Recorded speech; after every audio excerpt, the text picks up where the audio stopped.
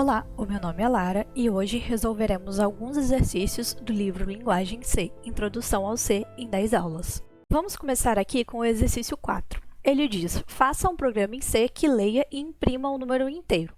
Bom, se eu quero ler o número inteiro, eu desejo armazená-lo em algum lugar, porque aí eu vou armazená-lo, depois eu vou pegar esse número que eu armazenei e vou imprimir.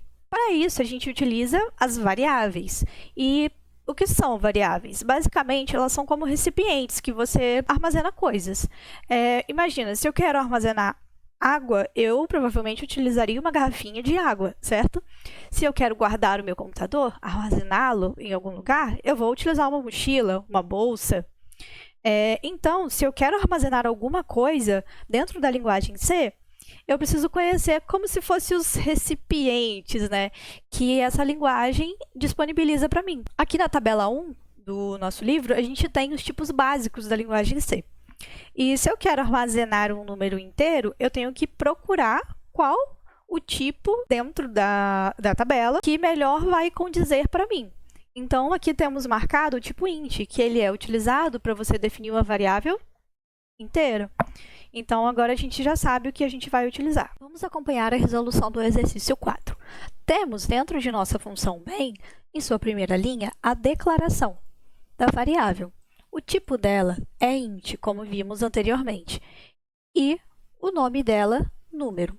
Como queremos fazer um programa que leia e imprima, necessitamos de duas funções básicas que estão inclusas nessa seguinte biblioteca. São elas printf e scanf. A função printf serve para imprimir coisas no terminal, enquanto a scanf serve para pegar os dados em seu terminal. Vale lembrar que para imprimir coisas, precisamos de um argumento mínimo dentro da função printf. Esse argumento mínimo se trata do que fica entre aspas, que é o texto a ser impresso. Perceba que na linha 7 e na linha 9 temos a mesma função printf. No entanto, na linha 9, ela tem uma escrita diferente, pois ela conta com a variável número. Observe que, se eu quero imprimir esse número, eu devo informar aonde esse número estará. Isso é feito por meio desse argumento. Vamos, então, retornar mais uma vez à função scanf. Observe aqui que temos uma estrutura levemente diferente. Perceba que no scanf eu tenho um caractere a mais do que na função printf. Isso ocorre pois a estrutura da função scanf utiliza formato, vírgula, o endereço do argumento. Por isso, necessitamos desse caractere, que serve para informar o endereço de memória aonde o dado será armazenado. Concluímos, então, que temos aqui a declaração, aqui printamos no terminal uma mensagem, aqui captamos o dado, ou seja, lemos o dado, e aqui imprimimos o número. Vamos agora para o exercício 7. Ele diz, faça um programa em C que leia o nome, o endereço e o telefone de um cliente e, ao final, imprima esses dados. Para entender o que está pedindo, temos aqui um exemplo. José Carlos, que mora na Avenida Rio Branco, com o seguinte número de telefone. Perceba que José Carlos deve ser armazenado em uma string, assim como seu endereço. O seu número de telefone podemos escolher. Optaremos aqui por utilizar string, já que não desejamos fazer nenhuma conta com um número, então não necessitamos de utilizar um tipo int. Mas, afinal, o que é uma string? Em C, uma string é uma sequência de caracteres terminada por um caractere nulo. Essa sequência de caracteres é armazenada em uma matriz de tipo char. Portanto, não existe em C um tipo especial chamado string. Vale reforçar que a presença do caractere nulo sinaliza o fim da string. Ele é fundamental, pois, sem ele, as funções de manipulação não seriam capazes de determinar onde a string termina, o que poderia levar a comportamentos inesperados ou erros de acesso à memória. Nesse exercício, iniciamos declarando as variáveis que mencionamos anteriormente. Note que o espaço que desejamos em cada uma delas é diferente. Afinal de contas, o endereço possui mais palavras do que o próprio nome de uma pessoa. Seguindo com a resolução, notamos que as funções printf estão aqui apenas para nortear os usuários de nosso programa a fazer a inserção correta de dados. Devemos prestar atenção, no entanto, na função scanf, pois nela tem uma formatação diferente. Isso é necessário, pois a função scanf não sabe lidar muito bem com nomes compostos, devido ao fato das palavras serem espaçadas. Para contornar esse problema, necessitamos, então, de uma string de formato. O que está marcado aqui é essa string de formato. Ela serve para instruir a função a ignorar qualquer nova linha de entrada e ler todos os caracteres até encontrar uma nova linha e, ao fim, limpar o buffer, evitando problemas de memória.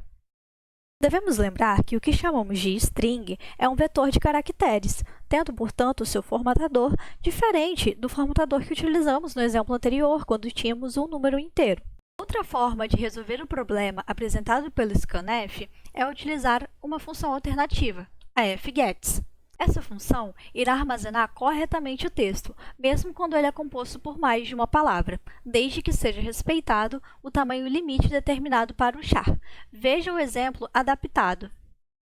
Exercício 10. Faça um programa em C que leia 3 números reais e calcule a média aritmética desses números. Ao final, o programa deve imprimir o resultado do cálculo. Aqui abaixo temos a fórmula da média aritmética. Além disso, nesse caso, usaremos float, pois queremos um número real. Iniciamos a resolução declarando as variáveis.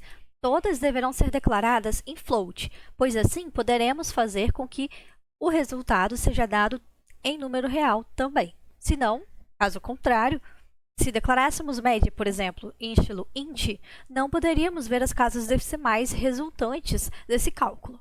Perceba que o cálculo está sendo feito na linha 13. No entanto, precisamos que o usuário insira anteriormente os números para nós.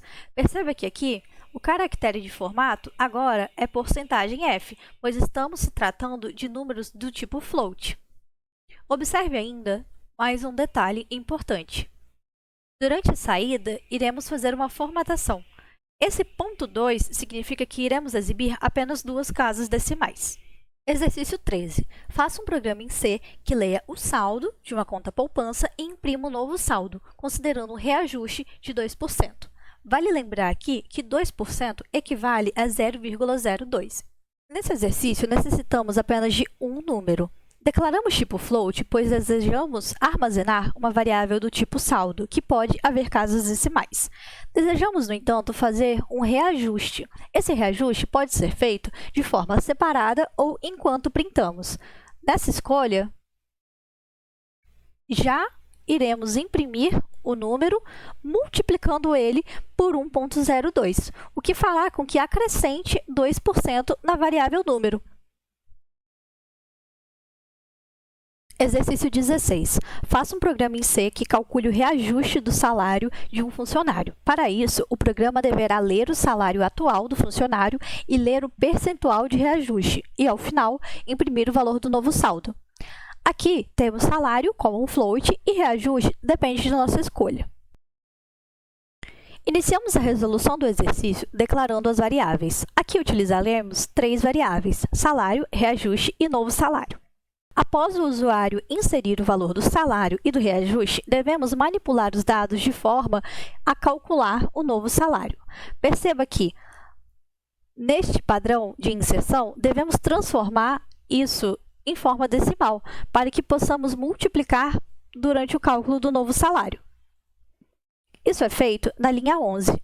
Note que aqui temos a conversão dos valores para decimais. Quando multiplicamos 20 por 0,01, teremos o quê? 0,2. Exatamente o valor que devemos multiplicar aqui pelo salário, para obter o acréscimo. O acréscimo, então, será somado aos salários já existentes. Ao fim, esse novo salário será printado com a formatação de 2 casas decimais.